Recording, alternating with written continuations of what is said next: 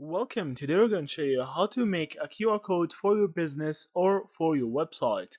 So you can actually make a QR code for anything that you want by using this website. It's 100% free. So you can just open it from here. Its name is Beacon Stock. Now all you need to do is just paste the link.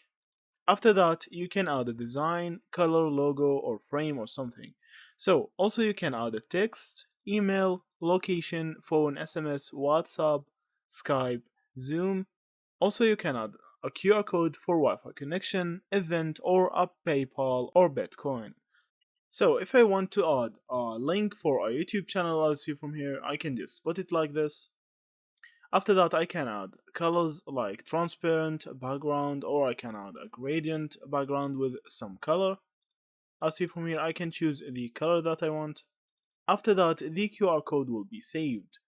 Also, you can add design, you can add logo, you can add frames, anything you want, and you can generate the QR code for your business from here.